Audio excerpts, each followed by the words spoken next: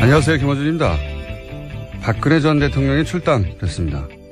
박 전 대통령은 탄핵됐고 법적 단죄도 피할 길이 없으며 재기 가능성 역시 없죠. 그런데 김영삼, 김대중, 노무현의 경우처럼 현직 대통령으로서 정권 말 자신의 당을 떠나야 했던 경우에도 새로운 정치적 모멘텀을 만들지 못했었는데 이렇게 정치적으로 완전히 사망한 전직의 출당만으로 보수 진영의 쇄신에 어떤 전기가 마련될 리가 없습니다. 그럼에도 박 전 대통령 출당으로 바른정당 통합파가 명분을 얻었다 하는 식의 보도가 이어집니다. 명분이 되긴 뭐가 됩니까?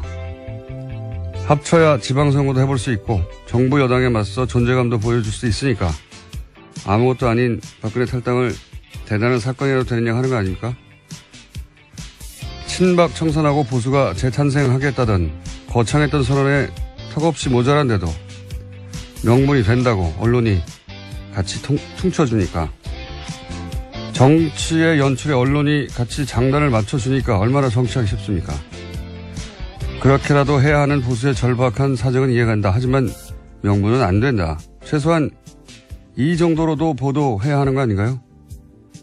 우리 정치가 후진 게 과연 정치만의 책임인가? 아니다. 김어준 생각이었습니다. 보셨어요? TV가 없어서요, 집에. 블랙하우스. 너무하네. 네, 오늘 네. 인터넷으로 찾아보겠습니다. 네, 씹었는데 그것도 안 보고 말이죠. 네, TV를 사주십시오. 이게 이제 HD로 보면 비주얼 충격이 대단해요. 지상파에 나올 수 없는 얼굴이 나옵니다. 네. 본인 스스로 그렇게 말씀하시니까 좀. 저도 충격받았어요. 네. 이거 화면 자체가 불법 아닌가? 이런 느낌이 듭니다. 예. 그 얘기는 나중에 하기로 하고. 네. 홍준표 대표가 이제 박 전 대통령 출당하고 사실은 서청원, 최경환 나가라고 하고, 이게 사실 코미디 같은 일이에요. 왜냐하면 불과 6개월 전에 우리 당에 친박 없다고 하면서 서청원 의원을 복당시킨 게 다른 사람도 아니고 홍준표 대표 자신입니다. 예. 잠깐 들어보시겠습니다.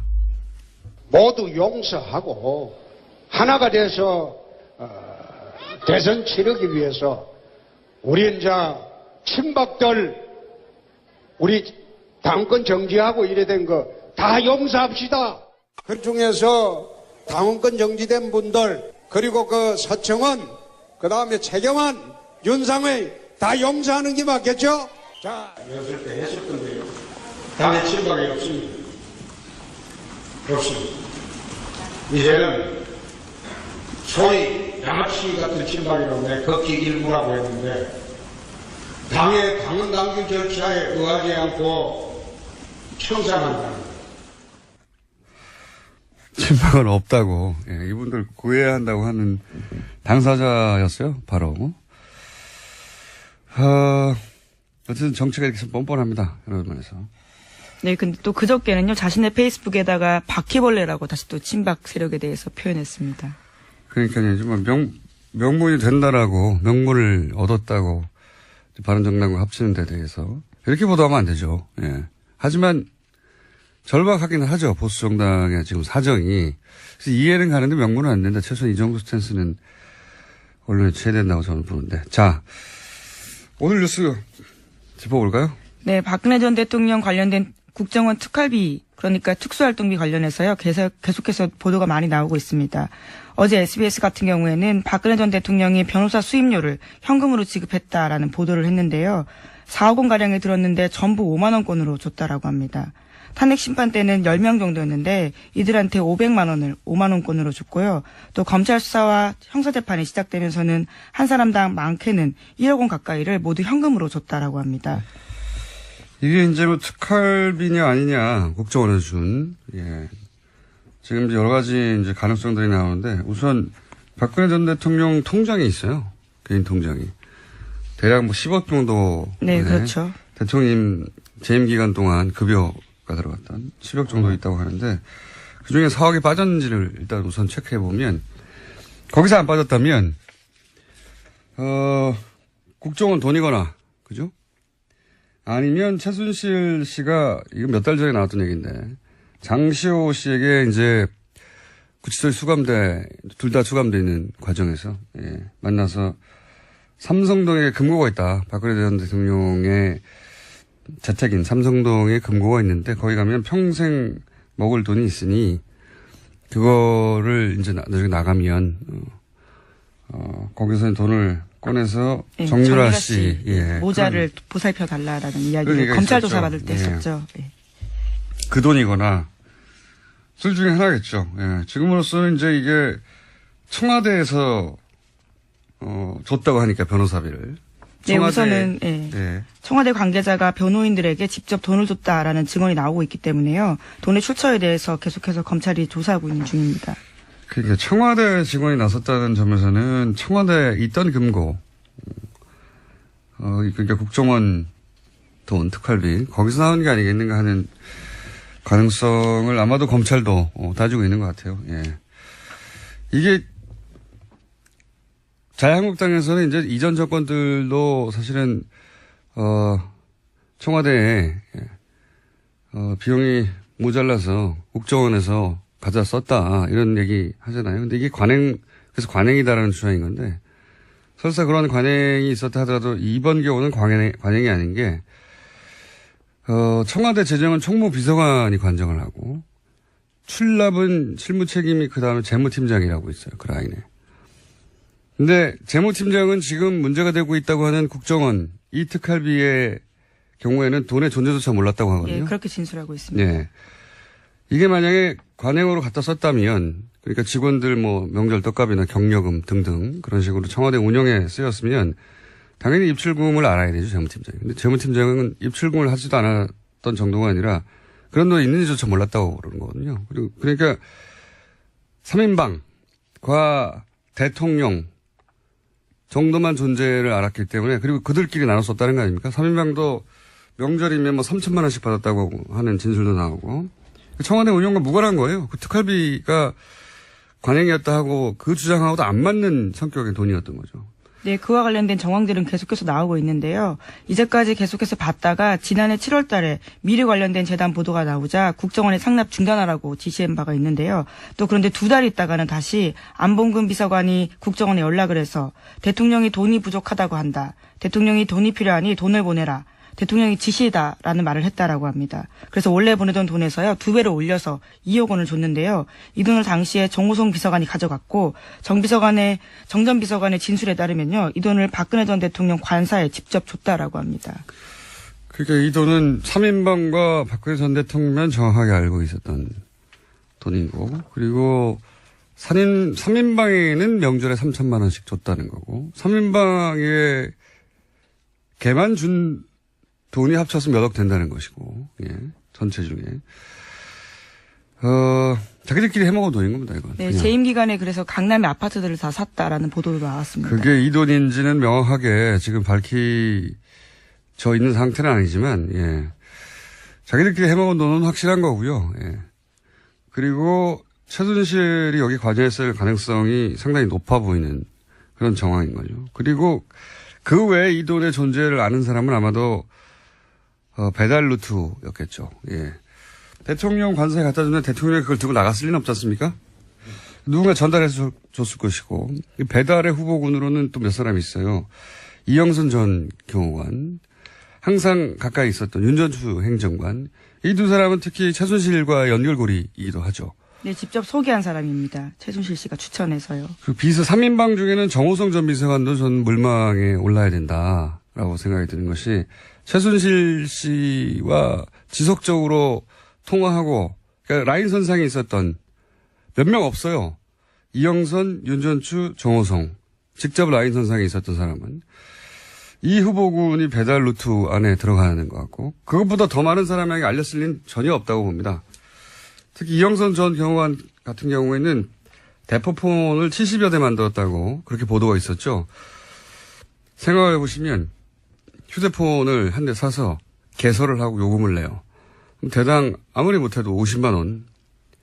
그게 후진폰을 샀을 리도 없잖아요. 일부러. 그럼 50만 원도 적게 잡은 거긴 하지만 50만 원만 해도 3,500만 원입니다. 이걸 쓰면 비용이 나가죠. 당연히 기본 요금만 해도. 기본 요금을 했을 리도 없을 것 같은데. 그러면 적어도 비용과 그러니까 휴대폰을 사는 비용, 개통하는 비용, 사용료 한 5천만 원 정도는 좋게 잡아야 됩니다. 적어도 그것만 해도 5천만 원을 자기 돈을 썼을 리 있습니까? 이영선 경호관이 아마도 그 돈에 썼을 거고요. 그리고 최순실 씨가 그 대포폰 중에 일부를 사용했다는 보도도 분명히 있었죠.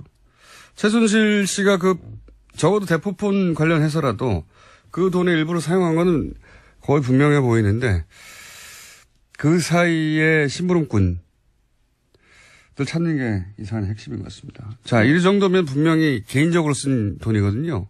여기에 대해서 박근혜 전 대통령이 한 얘기도 있습니다. 최근 지적된 특수활동비의 개인적 사용이라든가 사회 지도층의 부패 불감증이 우리 사회에 만연해 있다는 것을 여실히 보여준 사례입니다. 이런 묻지마 예산, 눈먼 돈 관행이 반드시 근절되도록 본인의 사건에 대해서 본인이 논평하는 것 같지 않습니까? 예, 그래서 인터넷에 박적박이라고요. 박근혜 전 대통령의 적은 박근혜다 이런 이야기가 있습니다. 보니까 예. 관련된 사안들에 정확하게 해당되는 멘트를 참 많이 그렇죠. 과거했습니다. 자, 이 특활비 관련된 뉴스가 굉장히 많이 나와서 한 번에 묶어서 지금 네, 정리를 그래서 해서. 이영선 경호관 같은 경우에는 검찰이 나오라고 출석을 요구했는데요. 지금 거부하고 있는 중이라고 합니다.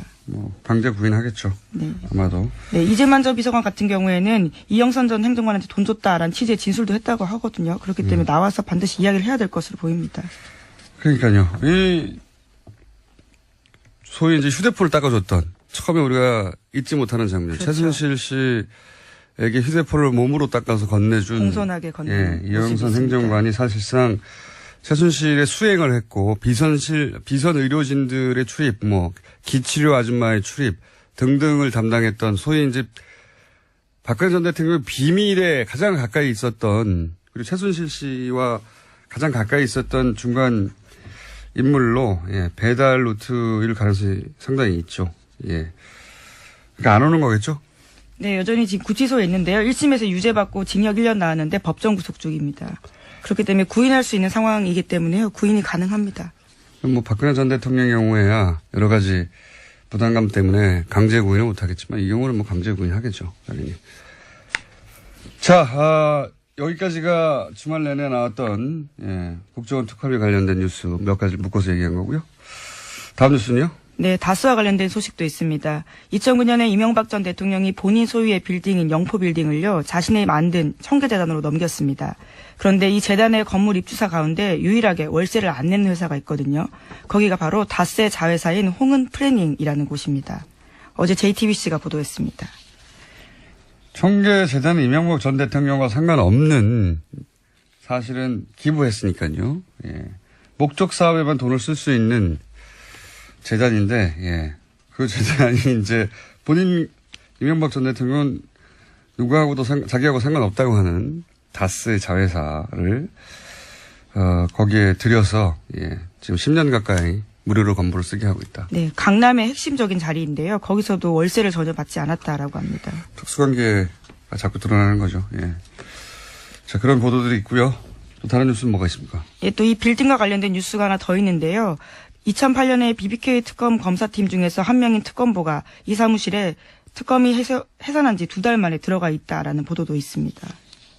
네, 자신이 특검했던 대상이 소유하고 있는 건물에 들어가서 사무실을 차렸다는 거 아니겠습니까? 이건 바로 진짜 거의 직후더라고요. 이러면 안 되는 거죠. 그러니까 특검과 이명박 전 대통령과 특별한 관계가 아니었나 의심하게 하는 이런 뉴스가 이제 10년 만에 나오는군요. 10년 전 일인데. 다음 뉴스는요? 네, 또 이명박 정부 청와대가 전용 회선을 깔아놓고 노무현 정부의 대통령 기록물을 수시로 열람했다라는 보도가 있습니다. 특히 2007년 남북 정상회담과 관련해서 NLL 포기 발언으로 한창 논란이었었는데 그때 회담 자료를 들여다봤다라는 겁니다. 그 당시만 하더라도요 27차례 열람했다라고 하거든요. 그때가 새누리당에서 한참 문재인 야당 대선 후보를 공격할 때였는데 그와 관련된 주장들을 새누리당에서 계속해서 했었습니다. 그래서 정보의 출처가 청와대가 아니냐라는 의혹이 제기됐는데 그때 아주 많이 본 거죠. 노무현 정부 시절 대통령 기록물을 원격으로 열람한 게 그렇게 해서 총 뭐 3,000 몇백 번 정도. 네, 3,800여 번 된다고 합니다. 된다고 하니까 이명박 정부에서는 사실 노무현 생전에는 물론 사후에도 철저히 정치적으로 파멸시켜야 된다. 그래야 보수 정권이 영구 집권이 가능하다. 뭐 그런 식의 꿈을 꿨던 것 같아요. 그래서 3,800번이면 이게 1년으로 따지면 하루 10번씩 본 것이고, 예. 5년으로 따져도 몇 번입니까? 이틀에 한 번씩 본 겁니까? 엄청나게 본 거죠. 예, 매번 뭐 없나 싶어서 뒤져보고, 예, 그걸 건수를 잡아서, 그리고 이제 지금 보수정당에서는 정치 보복이라고 하는데, 정치 보복이 말이 안 되는 것이, 노무현 전 대통령은 이명박 후보 시절부터 정치적 탄압을 하거나 뭐 보복당한 일을 한 게 없어요. 그냥 자기들이 그렇게 한 거지. 보복이란 논리적인 성립이 안 됩니다. 예. 자. 물론 국가기록원 쪽에서는 규정대로 열람했다라고는 하지만요. 외부에서 이렇게 열람하는 게 부적절하다는 이야기 나오고 있다고 합니다. 그렇게 둘 거면 대통령 기록물 따로 관리할 이유가 뭐가 있습니까? 그냥 원격으로 다 하는데 갖다 놓고 하지. 어쨌든 뭐 문재인 정부 들어서는 이렇게 안 하고 있다고 하고요. 그렇게 안 하는 게 맞는 거죠. 대통령 기록물을. 자, 이건 전문가하고 따로 얘기해 보기로 하고요. 예, 요 사안은. 어쨌든 그렇게 열람했다고 합니다. 자, 뉴스. 시간이 벌써 다 돼가네요. 예, 하나, 둘 정도 제목 읽고. 네, 오늘 바른정당의 김무성 의원 등 9명이요. 집단으로 탈당 선언을 하게 됩니다. 그럼으로써 바른정당이 만들어진 지 9개월여 만에요. 원내교섭단체 지위를 잃을 것으로 보입니다. 이게 뭐 오랫동안 오갔던 이야기라, 예. 결국 숫자가 몇 명이고 언제냐가 이제 관심 대상이었는데, 대략 9명 정도? 네, 그렇습니다. 그리고 이제 내일인가요? 이렇게 되면? 예. 네, 내일 복귀할 예정이라고 하는데요. 네. 복귀가 맞죠. 원대 복귀. 예. 여기서 이제 꼭 지적해두고 싶은 것은, 김무성 전 대표는 유승민 의원을 당시 망설이는 마지막까지 남아있겠다고 한 유승민 의원을 최후에 끌고 나온 장본인이에요. 바른정당을 만들 때 말씀하시는 네, 거죠? 만들 네. 때. 본인은 이제 좀 더 노력해보겠다. 새누리당이 남아서. 하던 유승민 의원을, 극구 끌고 나온 장본인인데, 이제 유승민 의원이 이제 나는 그렇다면 보수의 세계를 가겠다고 하는 유승민 의원을 버리고 자기만 살겠다고 돌아가는 거잖아요. 저는 김무성 전 대표에 대해서 지적하는 그 점을 예. 기사가 쏟아져야 된다고 보는데 그런 얘기는 전혀 없어서 다시 언급해 듭니다. 예. 이건 경우가 아니지 않습니까? 그냥 뭐 정치고 뭐고 다 떠나서 자기가 다른 사람 돌아가도 자기는 유승민 대표 의원 옆에 남아줘야 되는 거 아닌가요? 예. 자. 오늘 여기까지 해야 되겠습니다. 시사인의 김은지였습니다. 감사합니다. 국민 여러분 안녕하십니까. 여러분의 귀염둥이 MB 인사 올렸습니다. 까꿍. 국민 여러분, 나는 평소에 탈세가 범죄이듯 공직자가 예산을 낭비하는 것도 일종의 범죄라고 생각하고 있습니다. 더구나 가장 어려운 사람이 가야 할 돈을 횡령하는 것은 용서받지 못할 범죄입니다. 저는 그런 확신을 가지고 있습니다. 진우, 들었나? 네가 나를 아직 잘 모르는 모양인데 사실은 나 이런 사람이야. 들었지? 그러니까 앞으로 좀 잘해. 오해도 좀 풀고 간다. 나도 보자가 내가 이제 저런 말을 했냐 나 진짜로? 내가 하도 마명수를 많이 한 말이야. 이건 특히 내 기억이 안 나. 내가 진짜 했냐, 이거? 그래? 나 이거 왜 기억이 안 나지? 내 저런 말 했어?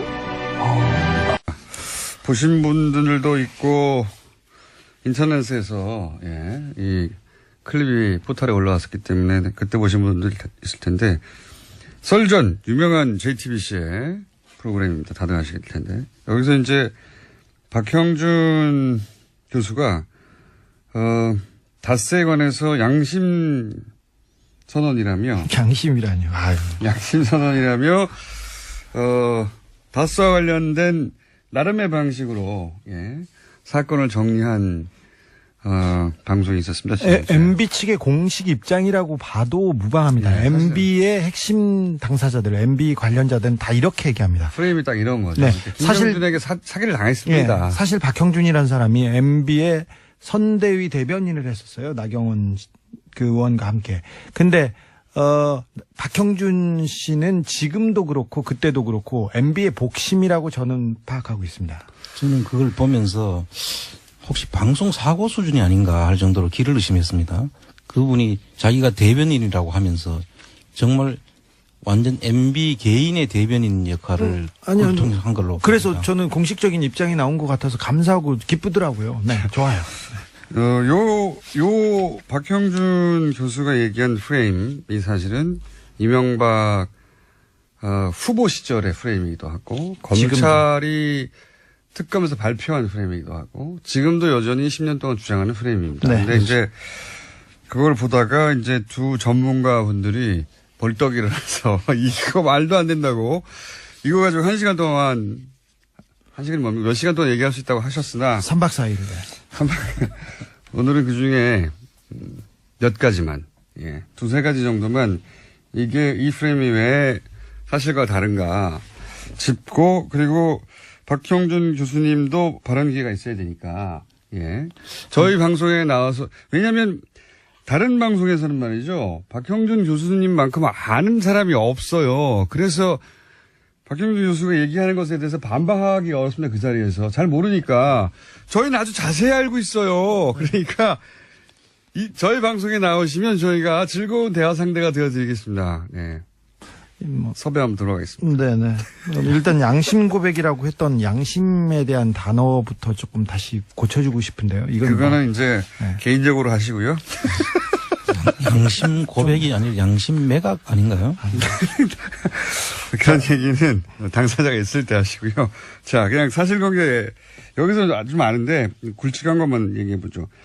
이명박 전 대통령을 만나기 전에 이미 김경준 씨가 BBK를 설립한 것이다. 여기서부터 출발해요, 사실은. 그러니까 BBK 이미 있었다는 거죠. 김경준 씨 혼자 사업하려고. 근데 이제 나중에 만나서 이제 주장을 보면 김경준 씨는 99년 초에 이명박 전 대통령을 만나서 몇 달 후 4월에 BBK를 만든다. 김경준 씨의 주장입니다. 네.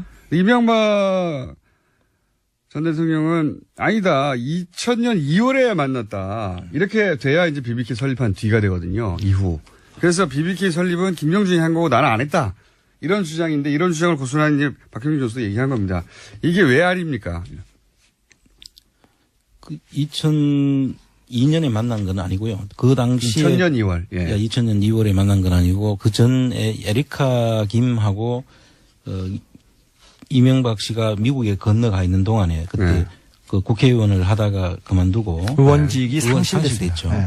그 미국 가서 에리카 김하고 만났다는 이야기들이 있지 않습니까? 네, 만난 게 아니라 아주 친하게 지냈어요. 그래서 그 결과로 해서 아마 소개가 되는 것 같고 그래서 만난 것으로 지금 보입니다. 네. 에리카 김 씨도 본인이 MB와 김경준을 소개해줬다는 얘기는 하셨어요. 그런데 그 김경준 씨는 부인하고 있어요. 이 얘기만 나오면 아주 뭐 굉장히. 그건 뭐 이해갑니다. 가족끼리. 네, 그럴 수 있죠. 이 사건을 연루시키고 싶지 않은 동생의 마음이겠죠. 예. 자, 99년 4월에 BBK를 김경준이 설립했다고 얘기했습니다. 그리고 자기는 전혀 모른다고 얘기했는데 이명박 대통령은 모른다고 했죠. 모른다고 했죠. 근데 이명박 대통령이 자기가 새로운 사업을 했다. 그리고 새로운 회사를 세웠다고 떠들고 다닌 게 바로 설립 직후부터 주변에 얘기하고 다녔어요. 그리고 명함과 그다음 동영상과 그게 99년 지나서 2000년에 다 집중되고 있는데. 근데 처음 만들 때 자본금이 5천만 원으로 시작을 했다고 5천만 원은 투자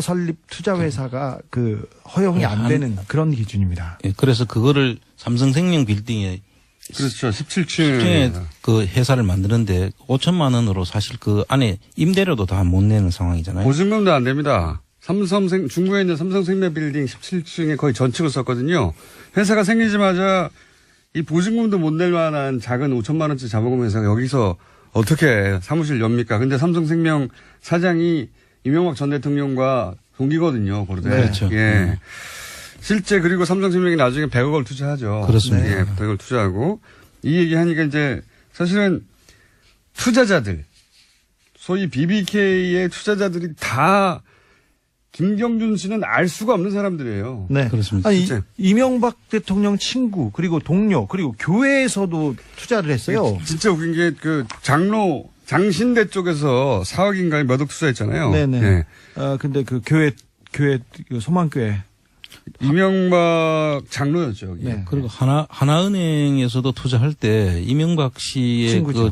그 회사이기 때문에 투자했다는 내부 문건이 있습니다. 그 안에. 네. 네. 그리고 나중에 그 BBK가 좀 잘못되자마자 BBK에 돈을 달라고 얘기하지 않고 김경준한테 돈 달라고 얘기하지 않고 다 이명박 대통령한테 돈 그렇죠. 달라고 하고 심택이. 고발하고 네. 그다음에 내용 증명 보냈죠. 심택이 나중에 돈을 돌려달라고 소송을 하면서 소송 대상을 이명박 씨와 그 김경준 씨 둘을 상대로 해서 소송을 합니다. 일단 MB 쪽에서 김경준이라는 국제금융사기꾼한테 사기를 당했다고 얘기를 하는데 근데 모든 다른 피해자들은 MB한테 사기를 당했어요. 이거는 어떻게 할 거예요? 당했다고 주장했죠. 그때 당시에. 예.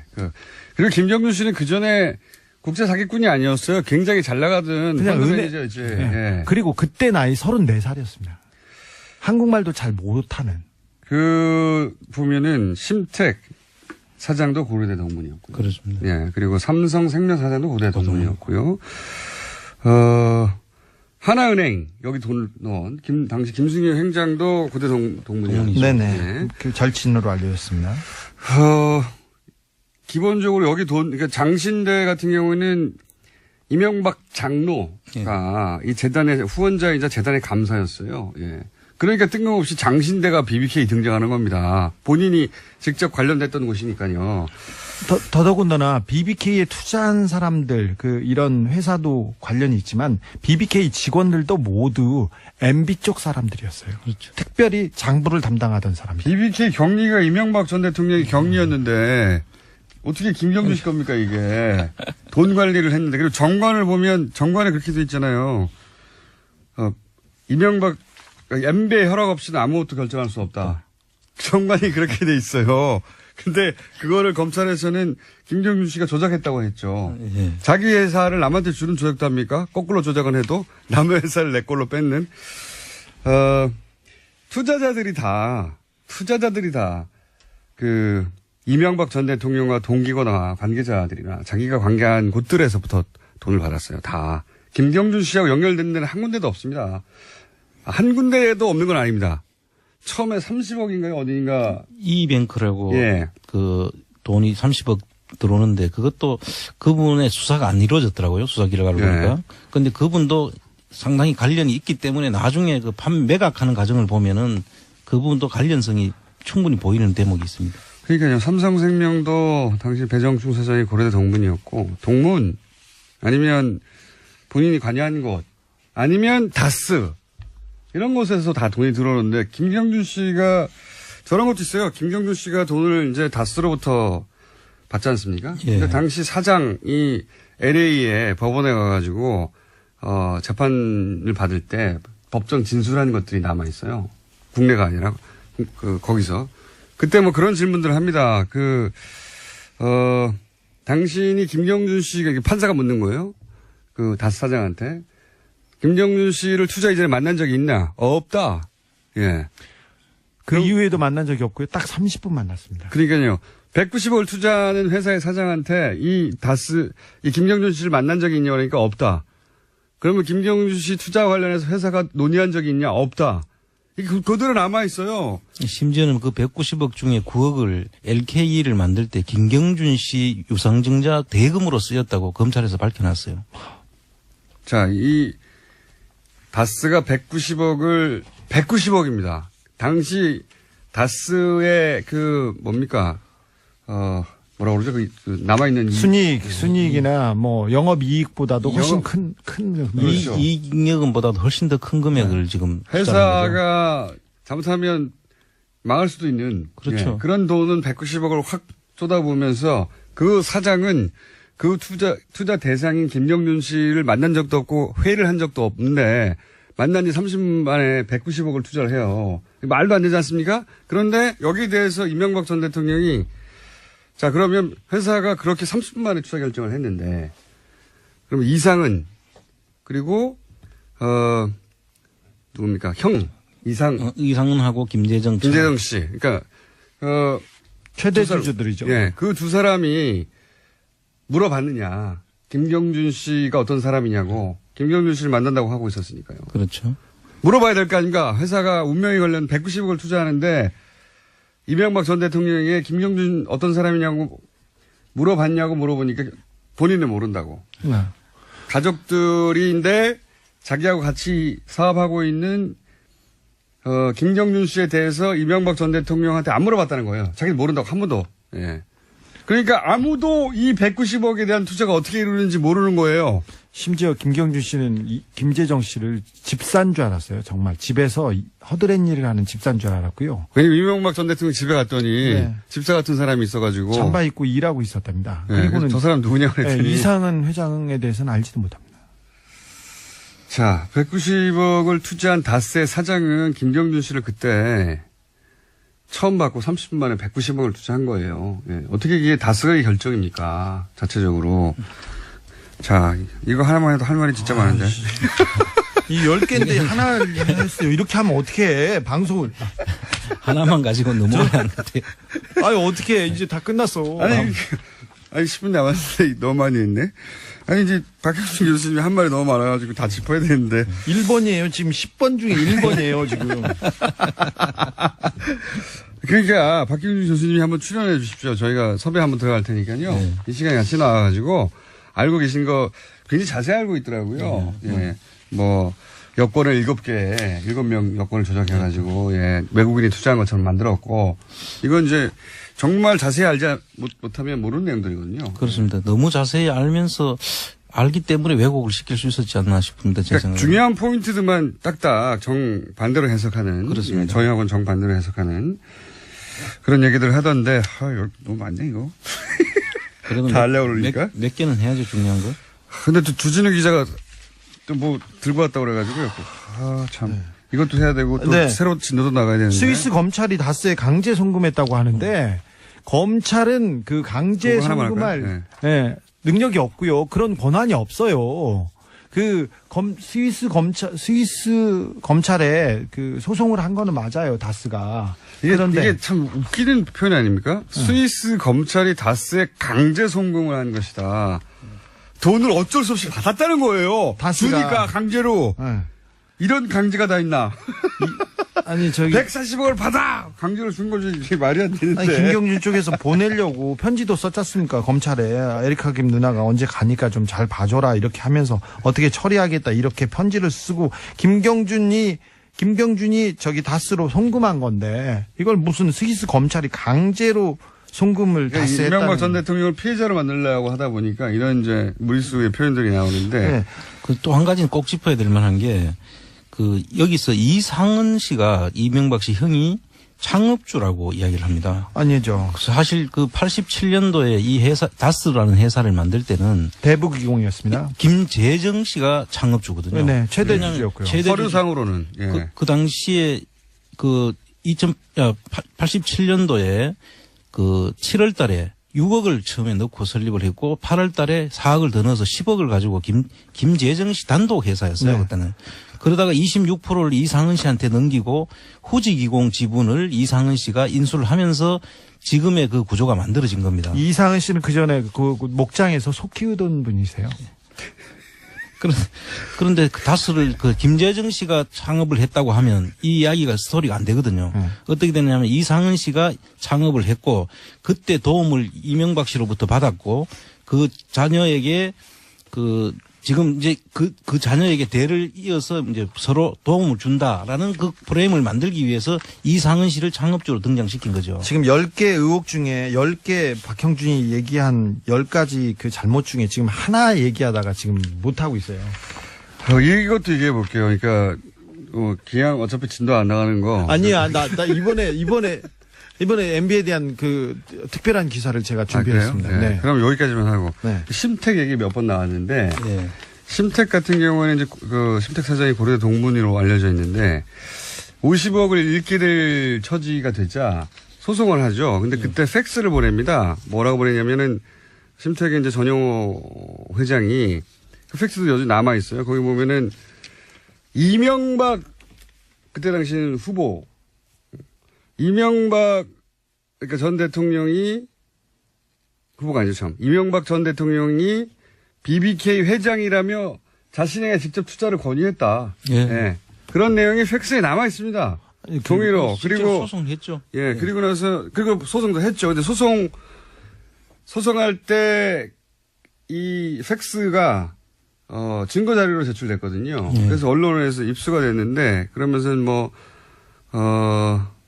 김윤옥, 여사가, 그, 심택, 그 사장이죠. 예. 회장의 동생 전세호 사장 누나인 전영숙 씨에게 전화해서 우리 남편이 BBK 대주주니까 마음 놓고 투자해라 하고 식사 자리에서 내가 이명박 전 대통령이 내가 BBK 회장에게 나를 믿고 투자해라 이런 얘기 했다는 이야기를 심택의 사장과 회장이 합니다. 예. 심택뿐만 아니라 그런 얘기를 많이 했고 그런 증거는 하나은행도 그렇죠. 하나은행 많이 남아 있습니다. 내부 문건에 보면은 MB가 BBK를 소유하고 있다는 얘기가 나오고 이런 이야기는 너무 많아요.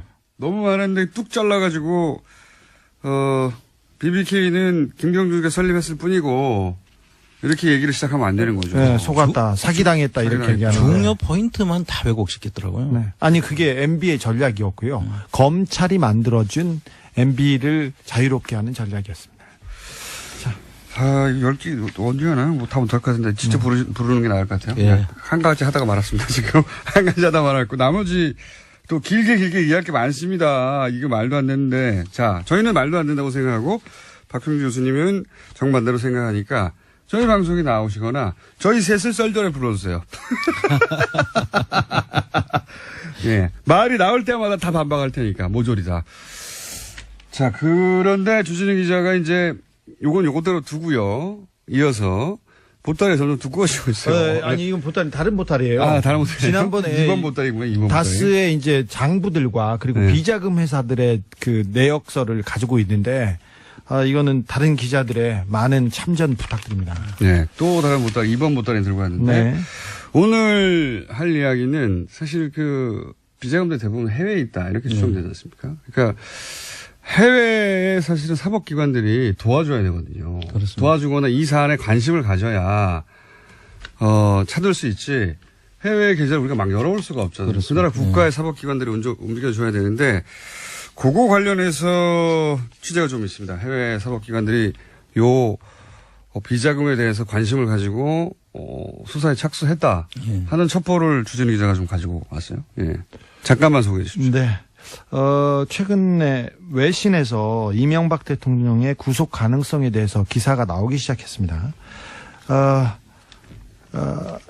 더불어서 미국 수사기관에서도 이명박 대통령의 수상한 돈 흐름을 포착해서 수사에 나선 것으로 확인됐습니다. 다 조심스럽네. 네. 말을 더듬고.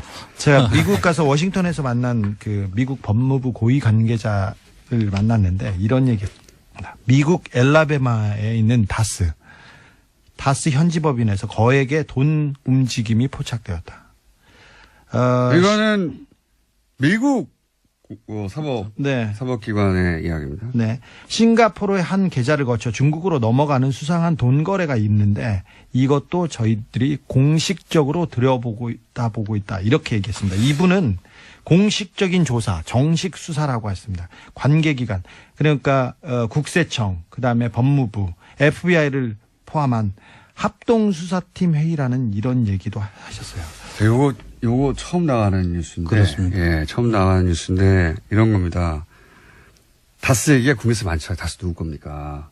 근데 이제 미국 어떻게 들었는지 모르겠는데 다스 누구 겁니까를 거기서 들었어요. 사법기관이. 다스는 영어로도 다스예요. 다스 누구 겁니까를 거기서도 들었고 그것이 전직 대통령과 관련이 있고 그 자회사가 미국에 있다는 걸 알고 미국의 사법당국도 요 사안에서 들여다보기 시작했다. 처음으로 전하는 소식입니다, 저희가. 네. 사법당국이 들여다보기 시작했다. 큰일 났다. 아이고, 신난다.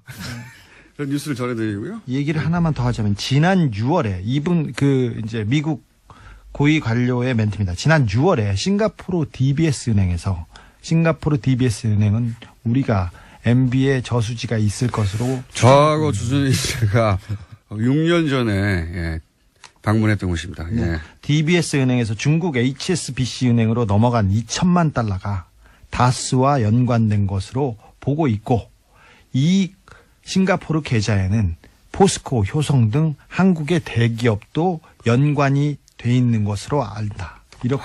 이거 정말 이 이야기는 주진우 기자나 저나 상상을 하는 얘기가 아니고요. 예, 이거는 미국에 가서 그 사법당국의 관계자로부터 직접 들은 이야기입니다. 네. 사실 예전에 저희 둘이서 이런 얘기 많이 했었거든요. 싱가포르 뭐 어쩌고저쩌고 주장했었는데 다 음모론자라고 예. 자. 연락이 두드러 맞았는데 거의 이때잖아요. 미국 사법당국에서 네. 보고 있다고. 이 부분에 대해서는 지난 국정감사에서 송영길 의원이 잠깐 멘트를 하기도 했어요. 그러니까 크게 얘기하진 않았는데 포스코 효성을 P사의 H사로 얘기하면서 이명박 전 대통령이 해외 계좌를 통해서 상당한 자금을 운영했고 해외 법인과 차명 비자금을 거래한 사실을 제보받았다. 이에 대해서 얘기해달라고 송영길 의원도 얘기했는데 이게 궤를 같이 합니다. 자, 하나만 더 한 발자국 1분밖에 안 남았어요. 더 예. 들어가면 미국 수사기관이 MB의 계좌를 들춰보는 과정에서 수상한 계좌를 하나 발견하고 그걸 공개합니다. 공개했다기보다는 입수한 거죠. 네, 일부를. 제가 입수했습니다. 네. 입수했는데 공개를 어디서 했어요? 여기 밖에 안 하는데. 이 계좌에 이 계좌는 이명박 대통령의 돈 거래와 관련된 계좌입니다. 계좌를 공개했는데 공개한 게 아니라 입수했다니까. 계좌의 명의는 홍석현 중앙일보 여기서 좀 충격입니다. 예. 중앙일보 저도 JTBC 이야기 듣고 좀 충격받았는데. 예. 전 회장입니다. 그리고 홍콩 메릴린치 은행의 계좌번호 1370 거기까지만 하고. 땡땡땡땡. 그러니까 그리고 이게 뭐냐면 1373 땡땡땡땡. 미국 사법당국이 국내에서 닷새기가 나오니까 미국에 있는 계좌를 들여다보고 의심 계좌를 찾다 보니 홍석현 계좌의 이름이 중간에 나왔다. 여기까지 하겠습니다. 우리나라 검찰의 분발이 기대됩니다. 주진우 아는고 두 분이었습니다. 홍종학 장관 후보자 납세 방법에 대해서 논란이 있는데 그런데 세무사로서 이건 잘 몰라서 일어난 논란이라고 해설하는 글을 페이스북에 게재를 하셨습니다. 우선 왜 이런 글을 굳이 페이스북에 올리신 건지요? 네, 세금이나 이제 세법에 관한 문제가 굉장히 전문적인 내용이잖아요. 네. 근데 세금 문제가 이제 사회적 이슈가 될 때마다 많은 국민들이 이제 혼란스럽습니다. 그렇습니다. 어렵습니다. 어떤 게 맞는 말인지. 네. 네. 그래서 이럴 때 이제 전문가가 이제 침묵하면 의혹을 제기하거나 이제 목소리 큰 사람이 이기게 되잖아요. 네. 그래서 식견이나 이제 규명감 있는 전문가가 제대로 된 이제 논평과 분석을 해줘서 청문회에 앞두고 있는 국민들에게 정확하게 판단할 수 있게 돕는 게 우리 사명이라고 할 수 있죠. 그래서 근데 이제 그 맞는 말씀이신데 전문가들이 잘 안 나서잖아요, 보통. 글쎄요, 각자의 의견이 있기 때문에 그렇겠지만 그래도 균형감 있는 전문가라면 네. 한번 의견을 개진하고 그것에 대해서 논쟁도 또 하고 할 수 있겠죠. 근데 많은 분들이 직접 글을 쓰는 거는 굉장히 좀 망설이더라고요. 네. 근데 저도 세무사 단체를 이끌었습니다마는 많은 이제 세무사들을 제가 만나서 얘기 들어보면 저하고 거의 의견이 일치합니다. 네. 알겠습니다. 참여연대에서 조세개혁 부소장도 지내셨고, 예. 한국세무사고시회 회장도 하셨고, 자격은 충분한 것 같습니다. 근데, 요는 전문가라면 그렇게 어렵지 않게 판단할 수 있는 사안인데 너무 복잡한 세법이다 보니 정치적 공방 속에서 이게, 잘못 알려지고 있다. 그래서 내가 굳이 써서 이렇다라고 해설해 줘야 되겠다는 생각을 하셨다는 거잖아요. 예. 네, 그렇습니다. 자, 그럼 구체적으로 쟁점을, 간단하게 추려 볼 테니까 일반인도 이해할 수 있게 좀 설명을 부탁드립니다. 우선 크게 나누면 두 가지인데 그 후보자의 장모, 홍 후보자의 장모가 보유하고 있던 상가 지분을 딸과 손녀에게 나눠서 증여를 합니다. 네. 네. 그랬더니 이게 쪼개기 증여다. 예, 단어부터 뉘앙스가 그러니까 증여세를 덜 내려고 편법으로 꼼수를 부렸다. 이런 뉘앙스예요. 이게 문제가 됩니까? 쪼개기 증여라는 말은 저도 처음 들어봤습니다. 아마도 이제 증여를 이제 일반인들이 빨리 알아듣게 하기 위해서 아마 쪼개기라는 용어가 만들어진 것 같은데요. 네. 사실 그 증여라는 거 이제 어르신들이 이제 대물림을 위해서 어르신 연세가 이제 높아지지 않습니까? 그러면 이제 자손들한테 상속이나 증여를 통해서 대물림을 합니다. 네, 거기까지는 물론 뭐 대물림 할 것도 아무것도 없는 분들도 계시죠. 네네. 근데 근데 아파트라도 한 채 있다. 네. 집이라도 한 채 있다 그러면 당연히 대물림을 할 수밖에 없어요. 안 그러면은 대물림 많이 못 하게 된다면 이거는 문제가 심각하죠. 근데 물론 이제 재벌들이나 대재산가들이 이제 변칙증여나 상속을 하는 거는 문제지만 일반 이제 어르신들이 연세가 높아지고 돌아가실 때가 돼서 건강도 안 좋고 이제 더 이상 지체하면 안 되겠다 싶어서 이제 증여한다든지 이런 것들은 우리가 일상적으로 그렇죠. 예, 뭐 그건 거거든요. 대단히 흔히 항상 있는 일입니다. 네. 네. 왜냐하면 이제 그동안 이제 산업화 이후에 우리 그 어르신들이 고생하고 해서 재산을 이렇게 집이라도 한 채 마련하고 또 열심히 살아왔기 때문에 하나씩 뭐 가지고 있다고 볼 수 있는데 그것을 만약에 증여나 상속이 안 된다 그러면 이제 큰일 나는 거죠. 네, 그것까지는 뭐 문제가 없는데 여기서 이제 네네. 쪼개기 증여다. 왜 네네. 예를 들어서 딸에게 다 주지 않고 혹은 뭐 아들에게 다 주지 않고 이렇게 나눠서 줬냐? 이건 뭐 세금을 덜 내려고 하는 거 아니냐? 그런 의미에서 쪼개기라는 단어를 썼겠죠. 근데 할머니를 비난하는 거잖아요. 이게 누구를 비난하는 장모, 예, 그렇죠. 정확하게, 예. 그 장모님을 비난하는 건데, 그분이 이제 어떻든 증여의 당사자니까. 근데 세법에서 이제 할머니가 이제 손녀딸에게 이제 증여하는 것 같이, 이렇게, 세대 생략 증여라고 하거든요. 예. 그러니까 중간에 이제 그 한 세대를 건너뛰어서, 예, 손녀딸한테 이제 증여한 것이, 세법에서 금지하고 있는 행위냐. 예. 절대 그렇지 않다는 거죠. 딸에게 25%, 손녀에게 25% 이렇게 줬죠. 예. 네네네. 그렇게 했는데 딸한테 한 거는 뭐 지금 쪼개기라고 하진 않는 것 같아요. 네. 손녀딸한테 한 거를 지금 이야기하는 거니까. 네. 거기에 집중해서 얘기하면 어쨌든 세대 생략 증여가 이제 됐기 때문에 쪼갰다. 예. 근데 이제 그것 자체도 세법은 가산세도 아니고 뭐 금지된 불법행위는 더더군다나 아니고요. 30% 정도 세금만 더 내면 할증과세를 하면 인정하고 있어요. 오히려 할증과세가 됩니까? 특례도 아니고 증여세의 계산 방법입니다. 그러면 이런 식으로 가산세라든지 뭐 이런 것도 아니고요. 딸에게 50%를 주지 않고 딸에게 25, 손녀에게 25% 이렇게 주는 경우에 할증세가 붙나요, 오히려? 네. 딸한테는 이제 그 정상적으로 이제 자녀한테 준 거기 때문에 할증과세가 안 되지만 손녀한테 증여한 거는 많은 사람들이 이제 의혹을 가지고 있듯이 세대 생략을 했기 때문에 세금이 줄었다라는 이제 관점도 있잖아요. 그렇기 때문에 이제 그 증여세만큼에 대해서 근데 현재 가치나 이런 걸 감안해서 세법이 바보가 아니기 때문에 30% 정도 세금을 할증하는 제도를 두고 있는 거죠. 그래서 세대 생략 증여를 했다 하더라도 다 세법이 정한 대로 그것도 무슨 특례라든지 아니면 가산세라든지 뭐 금지된 불법행위는 더더군다나 아니고요. 증여세법이 원리적으로 인정하고 있는 겁니다. 근데 이제 절세, 그러니까 뭐 불법이냐 아니냐 얘기하다가 이제 불법은 아닌 것이 확실해졌기 때문에 절세를 하려고 꼼수를 부렸다라는 이제 공격이 또 이어지는 건데 이렇게 하는 게 이게 그러니까 이제 만약 그게 절세라면 할머니가 만약에 절세를 위해서 그렇게 했는지 저도 알 수가 없지만 객관적으로 보기에는 할머니가 만약에 절세만을 위하시는 분이다. 그러면은요. 뭐 손녀딸한테만 쪼갤 필요 없이 예컨대 홍 후보한테도 쪼개고 또 다른 또 딸이 있잖아요. 증여받은 그 따님이 계시다 하더라고요. 근데 그 딸도 그 자녀한테 또 쪼갤 수 있어요. 그렇죠? 바로 그분이 다 받지 않고 여러 사람한테 뭐 10명, 20명한테도 쪼갤 수 있다는 거죠. 그러니까 절세 그 자체가 목적이었다면 이것보다 절세할 방법은 더 많다 이런 요지네요. 그렇습니다. 만약에 왜 꼭 3명한테만 쪼개야 되는 거죠? 그게 2명한테 쪼갤 걸 3명한테 쪼갰기 때문에 많은 건가요? 그렇지 않죠.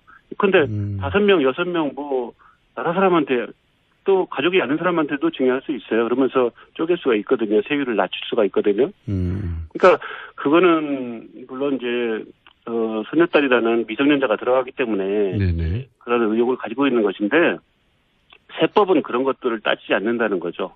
세금만 더 내면 30% 할증과세만 된다면 손녀딸이 됐든 누가 됐든 미성년자가 됐든 뭐 다른 분이 됐든 다 가능하다는 거죠.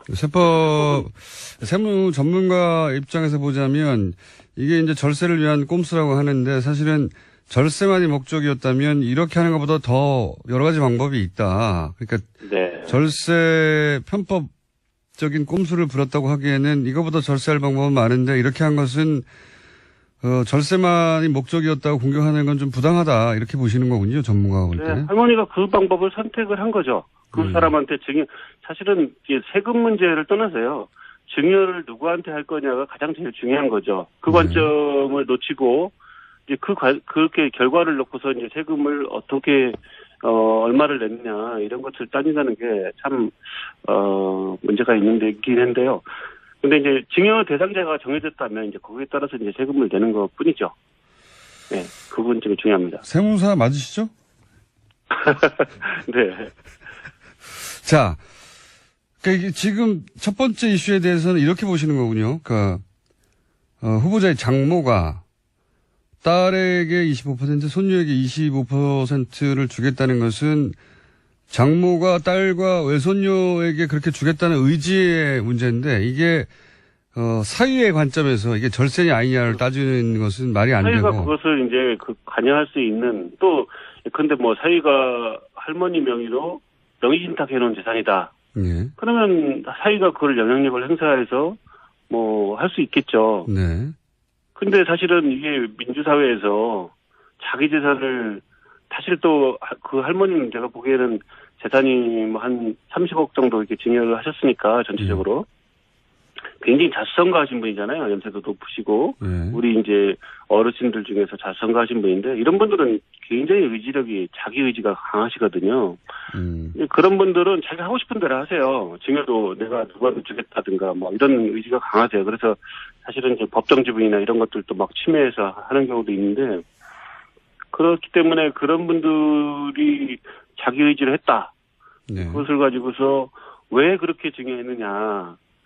이것을 나머지 갑자기 생각나는데 나머지 50%는 그러면 그 장모가 누구한테 줬죠? 딸한테 줬죠. 다른 딸이요. 그러니까 홍 후보자의 부인이 아닌 서영이라고 하나요? 예. 예. 아하. 그분도 예컨대 절세를 위해서라면 예. 그분의 자녀한테 또 쪼갤 수 있었는데 예. 왜 안 하고 근데 물론 뭐 그러니까 이 손녀에 대한 그 장모의 의지나 사랑의 관점에서 그러니까 장모의 관점에서 보지 않고 후보자의 관점에서 보니까 이런 일이 벌어진 것이다. 예, 장모의 관점에서 보면 아주 다 자연스러운 거죠. 증여하고 싶은 재산을 가진 사람이 증여를 결정하는 것이지 누구도 그것을 결정하기 어렵다는 거죠. 증여 받는 사람이 그렇지 않다. 나도 더 달라. 아니면은 그건 다른 사람한테 또 줘라. 이렇게 할 수가 없잖아요. 그 관점이 그렇게 생각하니까 맞긴 맞는 것 같습니다. 물론 저희도 다른 세무 전문가의 반론도 혹은 문제 제기도 받긴 받을 텐데. 네. 세무사님이, 대표님이 보시기에는 장모의 관점, 돈을 가진 사람, 물려주는 사람의 입장에서 보자면 자신의 두 딸에게 75%를 주고 외손녀에게 25% 주겠다는 게 그분의 의지인데 그걸 왜 돈을 물려받는 그러니까 후보자의 관점에서 봐서 절세라고만 하느냐. 절세만의 목적이었다면 다른 딸에게 준 것도 나눴을 것이고 혹은 더 많이 나눴을 것이다. 네. 예. 그 절세 세법은 이제 행정법이거든요. 행정법의 모든 그 구석구석에는 헌법의 가치에서 존재해야 되거든요. 그러니까 우리가 그 할머니의 재산권, 사회재산권에 대해서 왜 이렇게 했느냐라고 자꾸 색안경을 끼고 보고 세금을 뭐 탈루했다고 보고 하니까 이런 이제 문제가 생기는 거거든요. 근데 이거는 할머니의 전적인 프라이버시에 관련된 문제거든요. 자, 또 한 가지요. 네. 네네. 그 절세 그 자체가 목적이었다고 보기에는 전문가 볼 때 다른 방법도 많다. 더 많이 절세할. 그렇게만 보기 어렵다. 이것은 정부 의지로 읽어야 한다. 그건 이해했고요. 네네. 또 한 가지가 지적되는 것이, 정부가 상가의 25%를 손녀에게 물려줄 때, 네. 그 경우에 이제 손녀의 부모, 그리고 여기서는 홍 후보죠. 홍 후보가 네. 딸 대신에 그 증여세를 내주면 되는데, 그리고 나서 증여세, 그 돈에 대해서, 또다시 증여세를 내면 되는데, 네. 홍 후보가 딸한테 돈을 그냥 주지 않고, 그렇게 해서 대납시키고, 뭐 필요하면 거기에 대한 세금을 내지 않고, 홍 후보 부인이 딸에게 돈을 빌려주고, 그러니까 모녀지간 네. 차용증을 쓴 거죠. 그리고 네. 빌려준 돈에 대해서는 상가에서 나오는 수익으로 갚게 하고, 또 그 네. 이자 부담을 지게 하고 원천 징수하고 굉장히 복잡하게 처리해서 복잡한 이유가 뭐겠냐. 이거는 네. 결국은 복잡하게 만들어서 세금을 덜 내려고 하는 어떤 꼼수 아니겠느냐 하는 지적이거든요. 네네. 이건 어떻습니까? 네네. 이게 지금 문제는 이제 증여를 받은 사람이 네. 사실 증여받은 것 중에서 세금을 내면 되는데 보통 네. 증여받은 게 부동산이에요. 부동산 중에서도 전체 부동산이 아니고 25%. 지분 일부거든요. 예. 지분의 아주 극히 일부 4분의 1 지분인데 그렇게 증여받았기 때문에 증여세를 낼 수가 없어요. 현금으로 내야 되는데 그렇죠. 또 부동산 지분을 가지고서 뭐 예컨대 담보를 설정해서 예. 대출받든지 세무사에다가 연부연납이나 이제 물납을 할 수도 있을 텐데 예. 모두 다 공동 소유한 부동산 지분은 예. 담보 설정 자체가 안 돼요. 왜냐하면 다른 사람들의 공동으로 소유하고 있기 때문에 더더군다나 이 사람이 미성년자입니다. 예. 은행에서 대출 될 리가 없죠.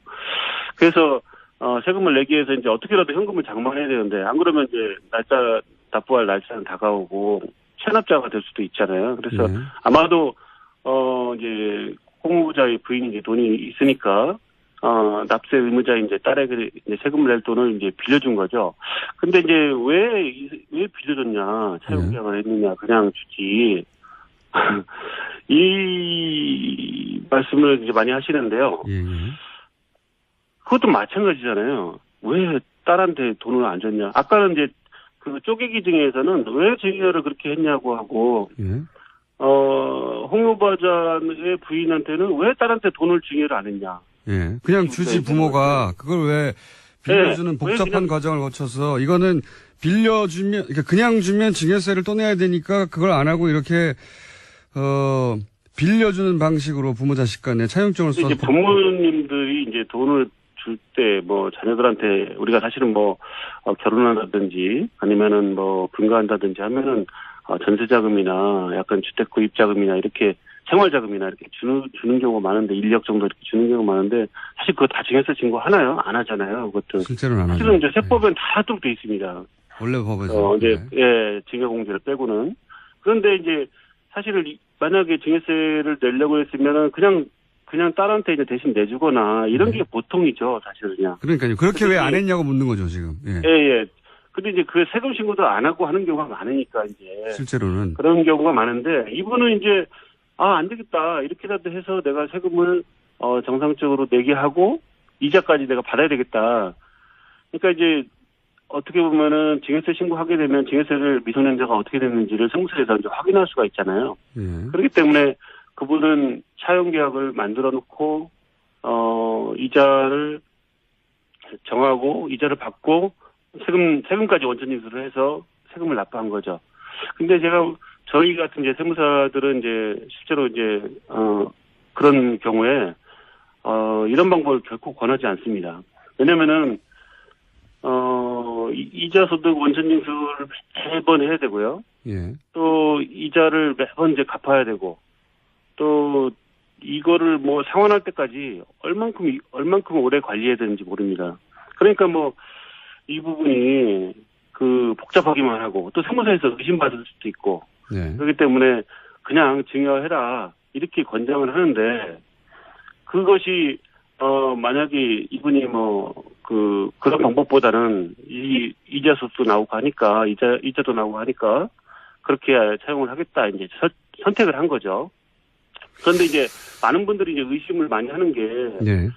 이자도 안 받고 원천징수도 안 하고 그다음에 종합소득세 신고도 안 하고 그다음에 원금도 안 갚을 것이다.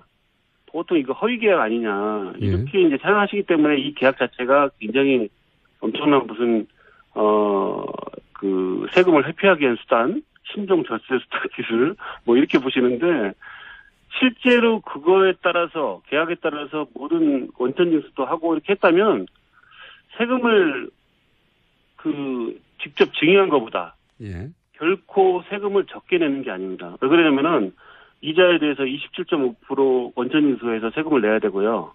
그다음에 어머니는 이제 종합소득세 신고까지 그걸 포함해서 해야 됩니다. 그것을 원금을 상환할 때까지 해야 되니까 미소년자가 이제 자력이 생길 때까지 계속 계약을 유지해야 되는 거죠. 알겠습니다. 그러면은 뭐 세금을 엄청나게 내게 되죠. 그러니까 지금 말씀의 요는 이런 거네요. 그러니까 이게 기본적으로는 상속을 하는 사람 장모의 의지이고 홍 후보자가 정하는 게 아니다. 두 번째는 이것이 절세의 수단이라고 하는데 다 합쳐보면 절세되는 게 아니다. 복잡하게만 하지. 네. 절세 그 자체의 목적이었다면 다른 방법이 많다. 훨씬 더 절세할 수 있는. 그러니까 그 프레임으로 공격하는 게 직관적으로는 쉽게 받아들여지는데 세무 전문가의 관점에서 보자면 이것은 세금을 불법도 아닌 뿐만 아니라 세금을 정확하게 낸 것이다. 자신의 방식으로. 이런 겁니까? 요약하면? 예. 차용 계약을 하면은 보통 이제 이자도 안 내고 뭐 세금도 안 내고 이런 경우가 많기 때문에 그것을 의심하는 거죠. 그리고 어디 이제 세무사들도 대부분 다 이거 원천징수도 안 하고 세금도 안 내고 해서 보통 그냥 그 세무서에다가 제출하기 위해서 만든 거다. 이렇게 이제 의심하는 분들이 많거든요. 근데 계약을 하고 이자도 주고 세금도 내고 했다면 그렇게까지 했어? 이렇게 생각하는 거죠. 알겠습니다. 요지는 정확하게 이해했고요. 네네. 오셨으면 좀 더 쉽게 설명이 됐을 것 같은데 전화를 하다 보니까 좀 한계가 있었습니다. 안타깝네요. 예. 네. 자, 오늘 여기까지 하겠습니다. 감사합니다. 네, 감사합니다. 네. 세무 전문가 중에서도 이렇게 생각하지 않는 분이 있을 테니까, 예. 저희가 또 반론 언제든지 받습니다. 세무법인 구텍스 구제의 대표였습니다. 헬로 프로그램, 블랙하우스에 대한 문자가 많네요. 예. 클로즈업을 제발 하지 마라. 예. 저도 그렇게 생각합니다. 깜짝깜짝 놀랍니다. 토요일 보니까 공장장 유대균 씨에 비해 상대적으로 너무 야위였어요. 고기 좀 많이 드세요. 이 문자 아주 저도 좀 전 읽었는데 그랬군요. 예. 주말에 딸 아이에게 플란다스의 개를 읽어주다가 깜짝 놀랐습니다. 주인공인 넬로의 할아버지 이름이 예한 다스예요. 그랬군요. 이야, 이럴 수가 있습니까? 주인공의 할아버지 이름이 예한 다스랍니다. 다스의 실소유주는 넬로의 할아버지였어요. 이야. 플란다스의 개가 그렇게 통하는군요. 유승민 의원님 마음이 허할 때는 뉴스공장에 출연해주세요 하는 문자 있는데, 예, 저희도 요청하는 바입니다. 오랫동안 요청해왔고, 이번에 다시 한번 요청드립니다.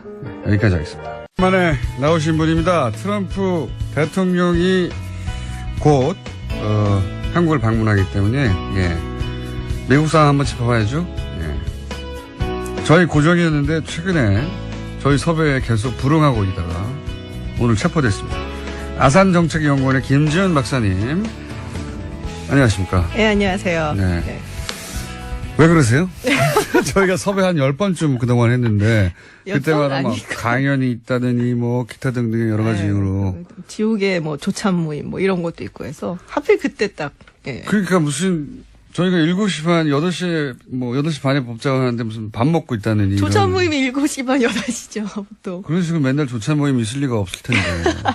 그래서 저희 제작진이 저보고 혹시 싸웠냐고. 아니, 나도 통화를 해본 지가 오래됐다. 네. 오랜만에 나오셨어요. 네. 자, 앞으로 피하지 마시고요. 예. 체포영장 보내주겠습니다. 블랙하우스를 봤냐고 저희 제작진이 물어봐달라고 하는데. 봤어요. 네, 2개 다 봤어요. 네, 소감이 어떻습니까? 역시 이제 공장장은 오디오형이다. 예. 네. 좋았어요. 타이트샷만 좀 없으면은 더 좋겠다. 아니, 저도 왜 이렇게 얼굴을 가까이 잡는지 잡을 때마다 깜짝깜짝 놀래가지고 이건 아닌데. 이건 아닌데. 저희 집 TV가 별로 안 커갖고 네. 다행이다. 그나마 다행이에요. 네. 그거를 막 65인치 이런 걸로 어우. 70인치로 보면 밤에 또 그것도. 그거는 폭력적입니다. 제가 보기에도 테러예요. 네. 뭐 그건 그렇고 근데 이제 이걸 물어봐 달라고 했던 이유는 아마 그런 것 같아요. 거기서 이제 트럼프 대통령 방한하니까 미국에서 이제 사실은 이건 트럼프 대통령 후보 때부터 있었던 얘기예요. 예, 후보 때부터 미국의 저명한 정신과 의사 몇 명이 오바마 대통령한테도 편지를 보내고 네. 저 사람 정신적으로 건강하지 않다고 정신과 전문의들이 그리고 뉴욕타임즈에도 메일을 보냈던 예. 정신과 전문의들이 있고 그리고 나서 이제 책도 나왔다. 예, 얼마 전에 나왔죠. 네, 책도 나왔고 그 책에 참여한 또 사람들이 또 쟁쟁한 분들이에요. 네. 그러니까 저명한 미국의 정신과 의사들이 트럼프 대통령의 정신건강 상태를 볼 때 핵버튼을 맡기면 안 된다. 위험하다. 네. 뭐 이런 식의 진단이 진지하게 미국 사회에서 나오고 있는 거죠. 농담처럼 하는 게 아니라. 그렇죠. 이게 27명으로 제가 알고 있거든요. 27명 그 정신과 의사, 심리학자들이 참여를 했는데 그 제목이 Dangerous Case of Donald Trump예요. 네.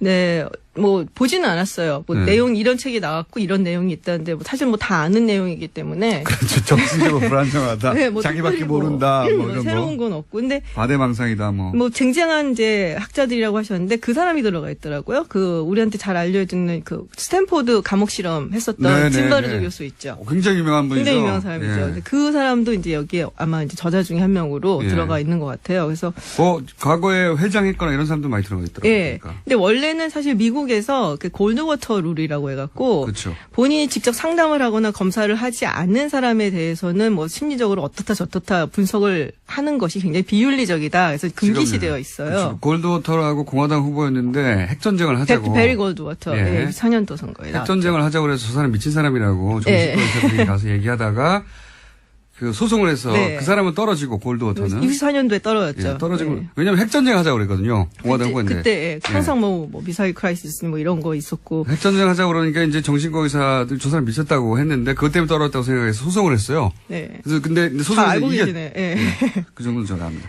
소송에서 이겨버렸죠. 예. 그리고 나서 정신과 의학계가 이제 직업윤리로 만든 거죠. 그렇죠. 예. 정치권에서 이제 후보들 중에 직접 자기가 대면에서 상담하지 않은 사람에 대해서는 공개적으로 정신적 평가를 하지 말라. 그런 식으로 룰을 네. 만들었죠. 근데 이제 이 정신과 의사들이 하는 얘기가 지금 너무 중차대한 위기가 아니냐. 이 사람이 이제 대통령이다 보니까. 그래서 원래 이제 우리의 어떤 직업 윤리 같은 게 있는데 그걸 저버리고라도 이건 국가가 너무 위험하기 때문에. 경고해야 한다. 네, 해야 된다. 그래갖고 이제 책을 냈죠. 네. 뭐 내용 보면은 뭐 프로그램에도 다른 프로그램에도 나왔었지만 뭐 굉장히 나르시스트고 네. 그리고 자기중심적이고 그리고 아주 즉흥적이고 네. 그리고 뭐 현실만 바라보는 곧 딱 즐거움만 보고 뭐 소시오패스 경향 예. 등등등. 그래서 대단히 위험하다. 그렇죠. 저희가 한 얘기 아니에요. 저희 뉴스공장에서도 네, 책에서 그랬어요. 뉴스공장에서도 미친 거 아닐까 이런 얘기 했었는데 그런 얘기를 굉장히 전문적으로 네. 심각하게 이 사람으로부터 대통령 권한을 빨리 뺏어야 된다고 정신과 의사들이 저명한 사람들이 나섰다. 지금 뭐 베스트셀러라고 보시면 베스트셀러, 예, 뉴욕타임즈 베스트셀러입니다. 자, 그거 한번 얘기해 놓고요. 이게 네. 뉴스공장에서는 오랫동안 얘기했던 건데 미친 거 아니야? 미친 거 아니야? 이런 식으로. 근데 정말로 정신과 의사들이 이런 얘기를 여기서 하고 있다. 미쳤다고 하고 주장하고 있어요. 그레이시라고. 네, 그렇죠. 그거는 전략이 아니라 실제 정신적인 문제라고 이제 정신과 의사들은 그렇게 보고 있습니다. 저도 사실 전략이라고 보기 조금 어렵다 싶은 게 예. 전략이었으면 뭔가 나온 게 있어야 되거든요. 예. 근데 지금 뭐 물론 이제 한국에서 약간 보수 성향 가지신 분들은 트럼프 대통령이 김정은이나 북한 대하는 건 훨씬 더 잘하지 않냐 이렇게 얘기를 하시는데 우리가 정말로 전략적이고 협상을 잘하는 사람이면은 자기가 불리하거나 아니면 비슷한 상대에서 뭔가를 얻어놔야 돼요. 예. 근데 그런 이제 소기의 성과가 있어야 되는데 사실 국내 정치나 이런 데서는 별로 없어요. 얻어낸 게 없죠. 예. 지지율도 최저예요, 역대. 지지율도 최저고 지금 자기가 약속했던 거의 얻어낸 게 없는데 근데 유일하게 뭐 국제적인 부분에서 약간 힘으로 예. 사실 지금 뭐 미국이 세계에서 슈퍼 갑이잖아요. 그렇죠. 그러니까 힘으로 해갖고 얻어내는 건 사실은 전략적이고 협상을 잘한다고 보기엔 좀 어렵거든요. 이게 무슨 전략입니까? 자기가 힘을 써서 때리는 건데 그냥. 그렇죠. 예. 삥 뜯는 거죠, 그거는. 죄송합니다. 아니 전문가 박사님이라고 모셨더니 삥이라뇨. 저도 안 하는 그 전문 단어를. 용어잖아요, 그것도. 전문 용어긴 한데 어쨌든 트럼프 대통령이 전략가였으면 국내 정치로 많은 걸 얻어냈을 텐데 그런 건 하나도 없다. 현재. 그렇죠. 사실 예. 많은 법안들을 통과시키지 못했죠. 자기 표 법안들을. 지금 이제 세금 개혁 법안이 이제 상하원에서 네. 공화당에서 내놨고 이게 어떻게 통과가 되느냐 게 나와 있는데 지금 제가 보기 올해 안은 일단 힘들고요. 네. 그 의회 의원들이 그 워싱턴 DC에 있는 날들이 있고 자기네 지역구가 있는 날들이 있어요. 지금 이제 날짜로만 따지면 한 4주 정도밖에 안 남았어요. 의회에 있는 시간이. 근데 지금 하원하고 상원에서 내놓은 안들이 다르기 때문에 서로 통과가 되더라도 컨퍼런스 커미티라고 그래서 간직 좀 조정을 해야 돼요. 그게 몇 달씩 걸릴 수도 있어요. 그러니까 올해는 사실 물 건너간 거라고 보는 게 맞죠. 그러니까 이 트럼프 대통령이 사실 공화당이 다수당인데도 자기가 원하는 법안들을 통과시키지 못하고 오히려 그렇죠. 공화당 내에서 비토당하고 있기 때문에 네. 뭐 전략가라든지 그렇게 불리기는 어렵다고 보시는 거죠. 저는 그런 것 같아요. 외교에서 이제 여러 가지 목소리를 내는데 그거는 미국이 워낙 힘이 세니까 네. 자기가 하고 싶은 대로 하고 있는 와중이지 전략이 아니다. 뭐 나프타도 근데 지금 사실 교착 상태거든요. 예. 네, 원하는 대로 못 가고 있고. 원하는 대로 된 게 지금 사실 없어요. 그래서 트럼프 대통령의 지지율은 난당히 떨어져서 지금 37%예요, 오늘 보니까. 그러니까 미국 대통령이 30% 그래서 마이너스라고 하죠. 반대보다 그렇죠. 지지자보다 반대자가 더 많은 거. 예. 미국 대통령은 마이너스가 거의 없어요. 뭐 한 48, 47 요런 정도는 있거든요. 네.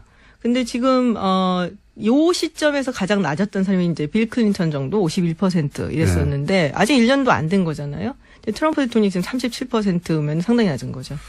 역대 가장 낮다고 지금 네. 뭐 최근 70년 사이 없다 뭐 이런 얘기 하는데 이와간 굉장히 낮다. 네. 그런데 때리는 것 중에 하나가 이란 핵 협정 파기 이거지 네. 않습니까? 이거에 대해서 워싱턴 정관은 반응이 뭐예요? 그러니까 이란 핵협정에 대해서는 사실은 이제 공화당 민주당이 워낙에 갈렸었어요. 그 부분에 있어서. 원래부터. 예. 그래서 지금 이제 트럼프 대통령이 90일마다 이걸 서티파이를 해야 되는 건데 그걸 이제 안 한 거잖아요. 인증하지 않는 거예요. 예. 근데 그거를 사실은 넣은 것 그런 이제 규정을 넣은 것도 당시 이제 오바마 대통령이 이란이 제대로 준수를 안 하는데 죄송합니다. 그냥 이거를 패스해 버릴까 봐. 3개월마다 체크하라고 누르는 그렇죠. 예. 근데 이게 반대로 된 거거든요. 지금 상황이. 그래서 의외로 공이 넘어갔는데, 그래서 조금 두고 보긴 해야 될 것 같아요. 이 부분은. 이제 민주당이나 약간 진보 측에서는 이란이 뭐 크게 잘못한 건 없지 않냐라고 네. 얘기를 하고 있고, 공화당이나 보수 측에서는 뭐 핵협정을 위반한 건 아닌데, 뭐 ICBM이라든지, 뭐 장거리 미사일이라든지, 뭐 이런 거. 그리고 거기에 들어가 있는 규정 중에 이제 일몰 조항 같은 거, 이런 게 조금 문제시 된다. 그래서 교체된다. 뭐 이런 입장이기 때문에. 또 국제적으로는 비난을 많이 받고. 국제적으로는 비난을 많이 받죠. IAEA에서도 이게 뭐 잘못한 게 없는데 왜 그러냐고. 다 지키고 있는데 왜 이러냐고. 그렇죠. 예. 네. 자, 지금 전반적으로 미국 상황과 트럼프 상황은 어떤가 지금 짚어보는 와중인데. 네. 또 하나는 최근에 왜 러시아 스캔들 때문에 FBI 특검이 네. 특검을 기소했잖아요. 기소했죠. 궁금한 것은 이게 미국 정가에서 트럼프의 위기로 실제로 보고 있습니까, 이걸? 아직은 아니에요. 아직은 아니에요. 예. 왜냐면 지금 이제 기소된 내용을 보면은 사실은 뭐 러시아의 어떤 사주를 받고 뭐 이런 식이 아니고 약간 건너거든요. 그러니까 매너포트 같은 경우도 이제 사업을 하면서 트럼프 캠프 조인하기 전에 뭐 우크라이나로부터 돈을 받은 거. 물론 이제 우크라이나에서 돈을 받은 게 친러 성향이고 뭐 여러 가지 이제 문제가 좀 있긴 하지만 이게 직접적으로 트럼프 선거 개입하고 연결돼 있고 지금 이게 당장은. 그렇죠. 네. 그리고 이제 트럼프가 그걸 알고 있고 뭐 이런 부분까지는 아직 가진 않았어요. 그 선대 본부장이긴 했지만 폴 매너포트에게 포커스가 맞춰진 그렇죠. 기소지 네. 이것이 트럼프로 연결된 것까지는 아직 안 나오고 있다. 네, 그러니까 뭐 돈 세탁이라든지 횡령이라든지 이런 혐의하고 그다음에 FBI 위증한 거. 근데 사실 FBI 위증한 거는 사실 조금 이제 중범죄로 쳐지거든요. 그래서 그런 부분이 걸려 있는 거기 때문에 직접적인 연관이 있다라고 보긴 힘들고 뭐 뭔가 자꾸 이제 긁으니까 나오는 경우죠. 그래서 왜 우리 야구할 때도 보면은 홈런 한 방도 좋지만 이렇게 안타 쳐갖고 자꾸 투수 압박하면은 굉장히 이제 신경 쓰이는 것처럼 뭐 그런 상태라고 보시면 당장 위기는 아니고 이것이 어디로 갈지 모른다. 네. 이 정도 분위기. 그렇죠. 예. 뭔가 있구나 하고 사람들이 의심을 하는 거죠. 탄핵 얘기 요즘 나와요? 탄핵 얘기는 이제 제가 보기에는 탄핵을 해서 쫓아내기는 힘들어 보여요. 일단은. 근데 그런 얘기가 있어요. 그러니까 하원에서 미국 예. 하원에 내년에 중간 선거가 있잖아요. 근데 지금 상원을 가져오기는 민주당이 좀 힘들 것 같다라는 얘기가 있고 하원도 사실은 제가 보기에 그렇게 쉬워 보이지는 않는데 일단 중간 선거에서는 대통령이 속한 정당이 의석을 좀 뺏기게 돼 있어요. 뭐 역대적으로 좀 그런 우리도 성향이 그렇죠. 있어요. 예. 네. 그런데 이제 어느 정도 가져올 수 있느냐의 문제인데 만약에 민주당이 하원만이라도 가져오게 된다면 한번 트라이는 해보지 않겠냐. 그런 분위기가 있다. 예. 그런데 이제 물론 안 되겠죠. 상원에서 안 할 되지만. 테니까. 예. 그렇지만 상징성이 굉장히 있는 거고 일단은 하원에서 이렇게 만약에 이제 된다면은 그 기간 동안 상원까지 가갖고서 이제 해결이 나는 기간 동안 트럼프는 사실 손발이 묶이는 상황이 되거든요. 뭐 그런 분위기가 있긴 예. 있군요, 여전히. 뭐 예. 있기는 있는데 될 거라고 보는 분위기는 이제 좀 많이 사그러지는 우리도 거죠. 탄핵이 될 거라고 아무도 생각 안 했어요. 아, 그렇죠. 그거는 그렇죠. 어떤 나라도 대통령을 실제 탄핵시킬 수 있다라고 상상하진 않습니다. 그렇죠. 예, 상황이 그렇게 되어가는 경우가 있긴 있죠. 막 예. 이렇게 막 돌아가는 경우가 있긴 하죠. 공화당 내에서 트럼프 간판으로 선거 치르는 게 불리할 수 있다 이런 얘기는 있었잖아요. 그런 얘기는 없습니까? 좀 불안해들 하는데 지금 37% 굉장히 낮잖아요. 네.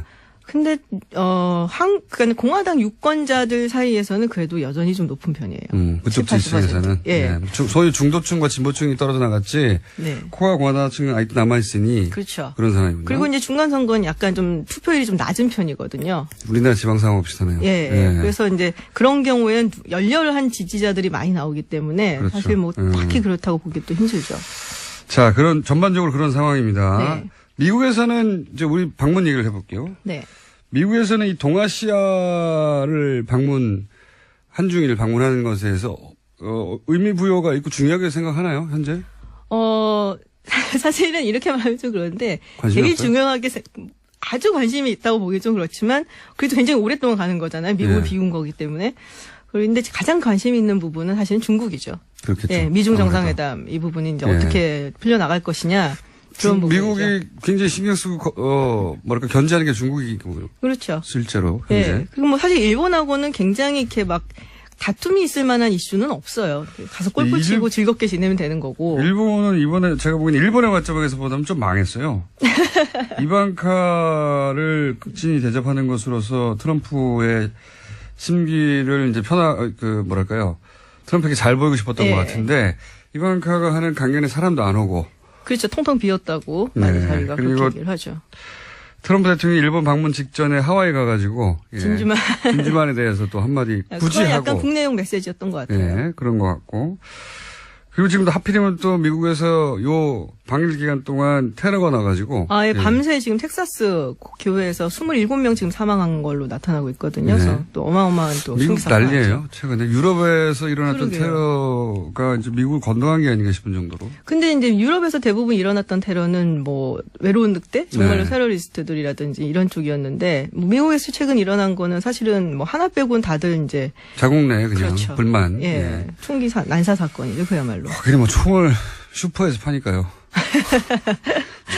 총알을 K마이트에서 월마트에서 팔잖아요. 근데 예. 재밌는 게 이런 총기 난사 사건이 있으면 우리 같으면은 막 네. 뭐 좀 해야 된다고 난리인데 오히려 총기 구입 숫자가 늘어나요. 미국 같은 경우는. 아니 그건 당연합니다. 그러니까 일반인들의 관점에서는 국가 차원에서 총기 규제를 하지 않으면 방법이 없어요. 자기가 스스로 총을 사서라도 보호해야 되는 거 아닌가 생각할 수밖에 없죠. 그게 이제 미국의 어떤 정치, 문화, 사회 컬처에 굉장히 많이 남아 있는 거거든요. 그러니까 연방정부나 주정부가 날 위해서 뭘 해줄 수 있냐. 그러니까는 기본적으로 나 자신을 지키기 위해서, 내 가족을 지키기 위해서 내가 총을 들어야 된다. 이게 이제 오랜 시간 동안 뭐 서부 개척 시대라든지 이럴 때 무법신 처녀가 많았잖아요. 근데 그런 그게 데서 언젠데요? 있었던 200년 전에 우리 조선시대예요. 그 얘기 라이트 들먹이는데 그냥 돈 때문에 그러는 거죠. 뭐 돈도 있죠. 예. 그리고 근데 되게 중요한 게 NRA가 우리가 뭐 돈으로 먹인다라고 생각을 하는데 총기협회. 예. 근데 그 사람들이 또 굉장히 풀뿌리 민주주의라고 하면 좀 이상하지만은 자기들 주장 논리죠. 그게. 네, 그거를 예. 굉장히 잘해요. 로컬에 가갖고. 그러니까 미국은 그렇게 자기가 스스로 자기를 방어하는 선조들에 의해서 세워진 국가다. 총기를 네. 규제하면 안 된다. 네. 뭐 자기 방어의 권한에 대해서 헌법에도 있잖아요. 미국 헌법에. 그건 이제 해석하는 거에 좀 다르죠. 진보가 뭐 해석한 거, 보수가 해석한 거. 저는 이게 다 돈 때문에 돈이 워낙 많잖아요. 우리가. 그래서 네. 적어도 슈퍼에서 총알 파는 건 안 해야 되는 거 아닙니까? 말도 안 된다고 보는데 슈퍼 진열대에 막 기관총 걸려있고 그런 거 정말 진짜 웃겨요. 근데 백그라운드 체크를 하긴 해요. 오히려 그런 데서는. 안 하는 게 문제인 거예요. 인터넷이나 이런 거. 네, 하긴 하겠지만 그 발상 자체가 그렇죠. 말이 안 되죠. 다른 나라에서는 받아들이기 어렵죠. 옆에서 배추 사고 그다음에 기관총 사는 거 아닙니까? 엄마 저거 사줘 하면서 하는 거죠. 상상할 수 없는. 여하간 뭐 얘기가 좀 샜는데 네. 한국 방문에서 그렇다면 트럼프가 얻고자 하는 바에 대한 미국 언론의 분석이나 혹은 뭐 대목은 있나요? 혹시? 많이 분석은 안 하는데 네. 일단 이제 북한 문제 얘기가 나올 거다라고 뭐 보고 그건 뭐 있고. 당연한 근데 거죠. 사실 이 문제는 미국이 지금 거의 주도권을 잡고 가겠다라는 입장을 보이고 있거든요. 네. 그래서 제가 보기에는 트럼프 대통령이니만큼 방위 분담금 얘기를 좀 많이 하지 하지 않겠나. 않을까 생각이 예. 들고 FTA는 거의 지금 뭐 우리가 꼬리를 많이 내린 상태이기 때문에 네. 그리고 지금 뭐 그쪽 사람들이 많이 안 와요. 그 경제 쪽 사람들이 뭐 문우신이라든지 뭐 나바로도 지금 안 오고 있고. FTA 관련 얘기는 별로 안 나올 것 같다. 네, 그래서 약간 어차피 이건 끝난 거다라고 생각을 하는 게 아닐까. 라이시저가 오기는 하는데 뭐 미국에서는 예, FTA를 정말 폐지하려고 하는 의지가 있는 것 같다. 폐지를 하려는 의지가 있는 건 아닌데 이게 나프타가 지금 교착 상태다 보니까 코러스 FTA 갖고 어떻게 미끼 삼아 뭐 해보려는 생각을 가질 수도 있지는 않을까. 근데 뭐 미국 내에서도 반대는 좀 있어요. 뭐 이게 한국 한미 FTA를 통해서 확실히 이제 이득을 걷는 집단들이 또 공화당이 많기 때문에 뭐 조금 조심스럽게 이제 생각이 있는 사람들은 접근을 하겠는데 뭐 공화당 오히려 인사들이 FTA 때문에 이득을 얻는 사람들이 많다. 뭐 네. 농산물이라든지 이런 쪽은. 네. 그러면 FTA 폐지도 쉽지는 않겠네요. 뭐 트럼프 좀 두고 입장에서는. 봐야죠. 예. 자, 전반적으로 오랜만에 나와가지고 트럼프가 미국에서 처한 상황과 미국의 관점에서 한국 방문 잠깐 짚어봤고요. 이제 자주 나오실 겁니다. 네. 김기현 박사.